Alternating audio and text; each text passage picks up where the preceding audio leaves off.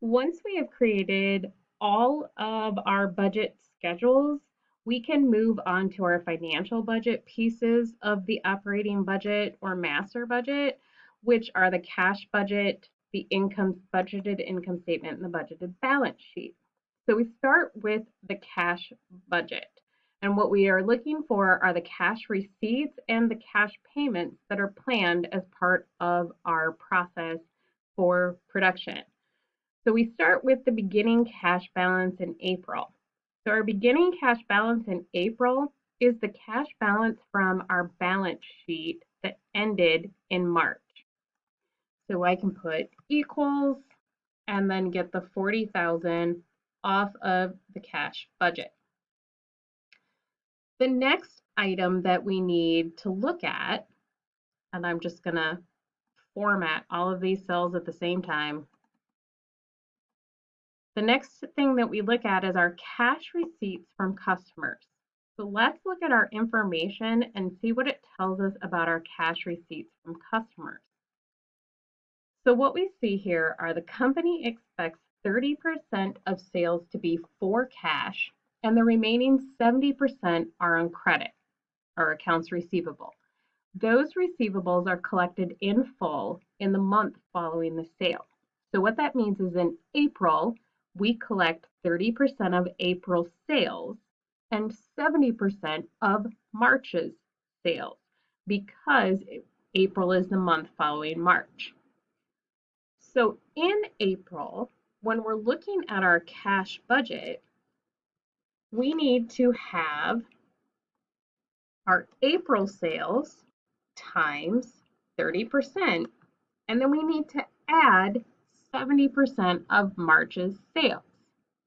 We don't have March's sales information on our budget, but we do know is that the March sales that haven't been paid in cash yet would be in accounts receivable. So the sales information that we need is from the accounts receivable on our balance sheet. In May, we are going to receive 30% of May's sales. So May times 0.3 or 30% plus April, parentheses for order of operations, plus April times 70%. So 70% in the month after, 30% in the month of. In June, we will receive 30% of June's sales times 30% plus 70% of May's sales. Now we have our cash receipts from customers for the 3 months. We won't know our beginning cash balance of May until we finish April. We're going to add the beginning cash balance plus our cash received from customers, and that tells us our total cash available for the month. And I'm going to go ahead and build in all of the month's information and formulas. Then all we need to do is add the beginning cash balance once we get to the end of the month. Next, we start with payments for raw materials. We go back to our information and read about our payments for raw materials. So what this tells us is all raw materials purchases are on credit and no payables arise from any other transaction. So the only thing in our accounts payable at any given time is raw materials purchases. 1 month's raw material purchases are fully paid in the next month. This means in April, we're going to pay our raw materials purchases from March, which will be in March's accounts payable. So we're going to go to our March balance sheet and get our accounts payable amount. In May, we're going to pay for April's raw materials, which are on our raw materials budget sheet. And in May, or in June, we're going to pay for May's raw materials budget.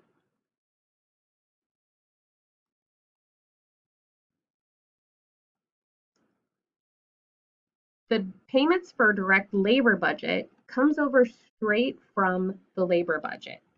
So we just go to April and we get April's labor cost. Now we are just going to bring these three numbers straight over to the budget. So when I grab the corner and copy here, that brings all three numbers directly from the direct labor budget. We're going to do the same thing for variable overhead. Now remember that we only grab the variable overhead because the fixed overhead is only depreciation, and that is a non-cash item. Again, we're going to pull all three lines from our variable budget, and we do the same for sales commissions. So our sales commission expense, our sales salaries expense,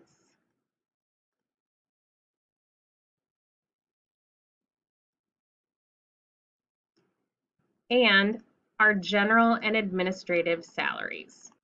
So just the salaries, the interest payment goes somewhere else.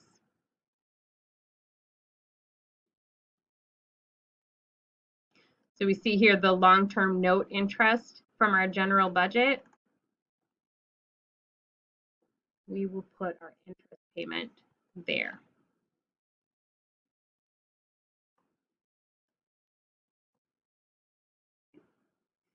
Now this other information, we need to go back to our information to find out. So let's start with our dividends. Go to our information and find about our dividends payments. So what we see are dividends of $10,000 are going to be declared and paid in May. So we're going to have a cash payment out in May for $10,000 in dividends. Let's do the purchase of equipment next. We have an equipment purchase of $130,000, and we're going to do that the last day of June. So we're going to spend $130,000 on equipment in June. Now we need to look at this loan interest. We had our long-term note interest, but what we're going to see in the information is that we have some information about short-term loans. So here we have a minimum ending cash balance for all months is $40,000. If necessary, the company borrows enough cash using a short-term note to reach the minimum. If we have a short-term note, we require an interest payment of 1% at each month end. If the ending cash balance is greater than $40,000, any excess will be applied to repaying the short-term note balance. So in order to determine if we have this interest payment, we have to know if we have a short-term loan. So we're going to go to the balance sheet and look for a short-term loan. Here we have a $12,000 short-term note payable that we need to pay 1% interest on. So we have 12,000 times 1%, which equals $120. That is all of our cash payments out for our budget. So we're going to add up. Now remember to even get these empty cells when you're doing your sum. Make sure you grab the empty cells too. And that is so we can copy our formula and it works for all columns. Saves us time. Now we take our total cash available for the month minus our total cash payments out, and that gives us a preliminary cash balance. So what we do with that preliminary cash balance is first we see if it meets our minimum cash balance needs. Is it over 40,000? It is over 40,000. That means we do not need an additional loan and we can repay that short-term note of $12,000. So we're going to repay that back to the bank. I'm going to put a negative in front of that for ease of formulas.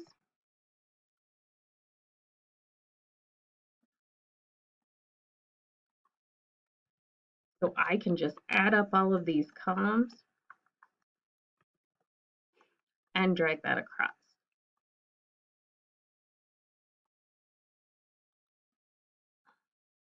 We have an ending cash balance of $83,347, and we no longer have a loan balance. This ending cash balance becomes May's beginning cash balance.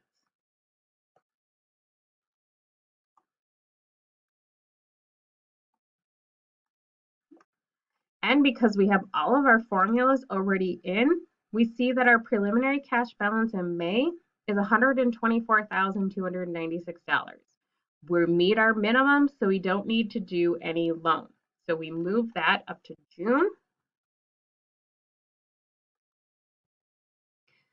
And now we have a preliminary cash balance of $23,248. This does not meet our minimum of $40,000, so we need to take an additional loan. The amount of that loan is $40,000 minus our preliminary cash balance. So we have a loan of $16,752 that we need to put in for our short-term loan. And that's our cash balance. Now we can move on to our budgeted income statement. So for our budgeted income statement, we're going to start with our total sales amount. Now read that this is for the entire quarter. So we're going to add all 3 months together and do the quarter as a whole. So we have our sales, total sales from our sales budget.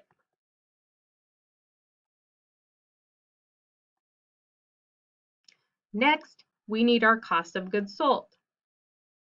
If we go to our information, we'll see that the total product cost per unit is $19.85.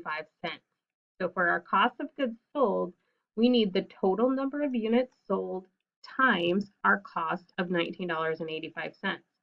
We get the units from the budget, sales budget, $19.85.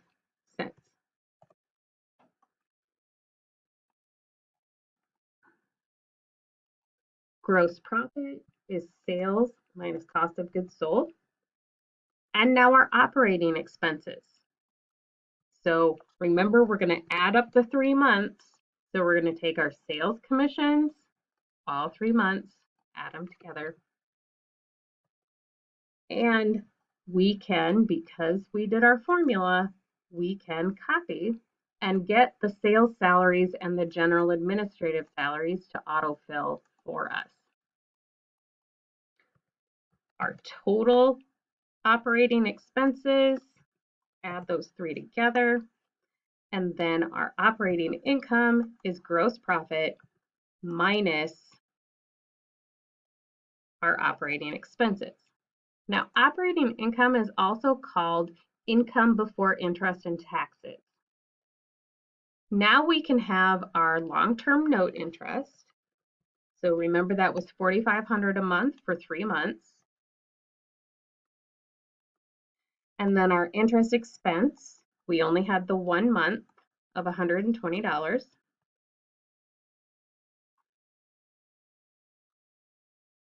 So we take our operating income, subtract our interest expense, and that gives us our income before taxes. Now we need to go back to our information to get our tax amount. And what we see here is that our tax is 35%, and it will be paid later. It's not going to be a cash payment out. Otherwise, it would have had to been put on our cash budget. So we have a 35% tax rate. So we take our income before taxes times 35%.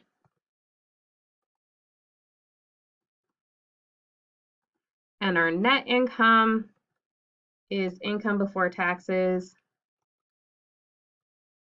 minus taxes. And if we want good document, we put in our double line there.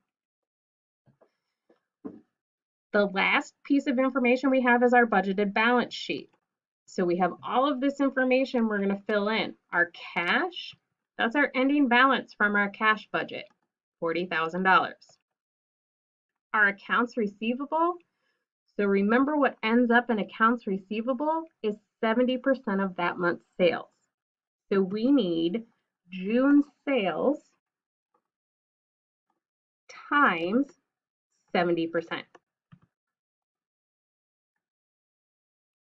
And let's format the whole thing so I don't have to do it. Okay. And in our raw materials inventory. So let's go to our raw materials inventory budget.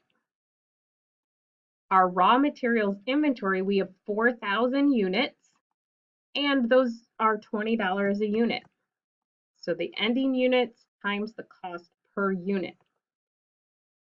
Our finished goods inventory comes off of our production budget. So we go back, our ending inventory on our production budget, here, budgeted ending inventory, and remember our total product cost is $19.85 from our cost of goods sold amount. That's the same we're going to have in our ending finished goods inventory. So our total current assets, we add those together. Next, we have our long-term assets. So our equipment and our accumulated depreciation. So our equipment is going to be the equipment from our balance sheet plus any purchases. And we know we made a purchase, we put it on our cash budget, $130,000. And our accumulated depreciation, so let's put a negative there because we want that to show up negative. Oh, actually, we're going to pull it from here, and it's already going to be negative. Negative 150,000, which was our previous, but then remember that we had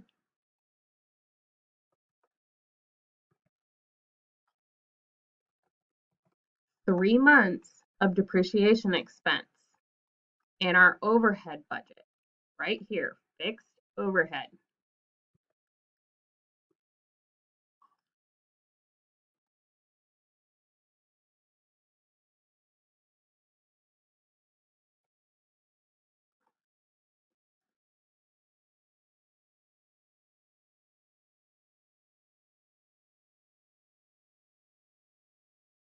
Hey, is that not working? A second, I want to see why that isn't working. Negative 150,000.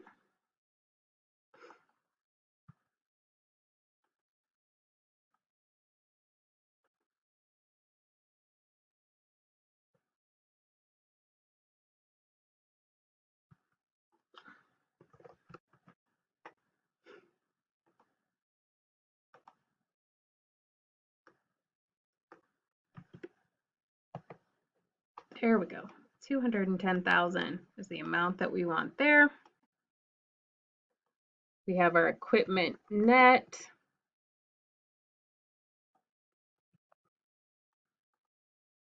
Of depreciation and our total assets.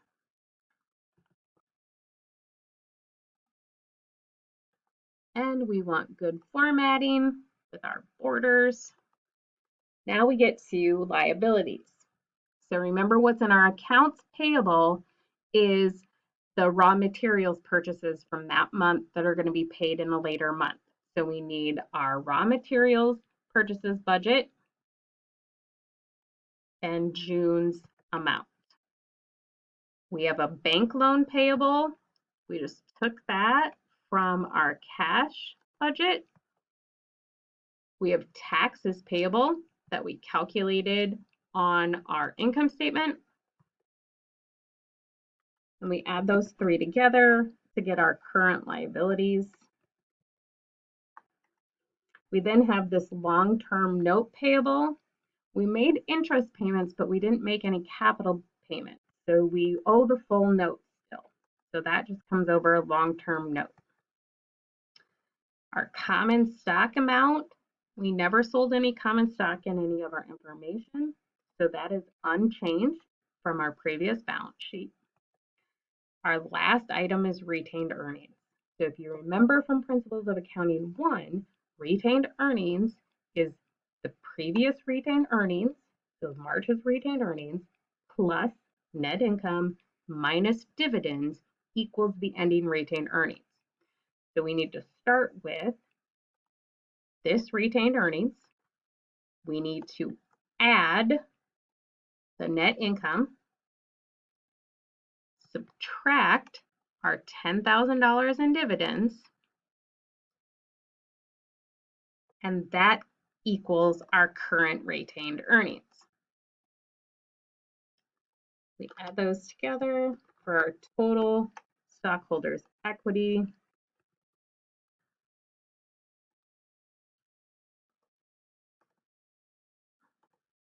And now if we add these three items together and we did everything in our budget correctly, this will match our total assets. And it does. And now our complete master budget is finished.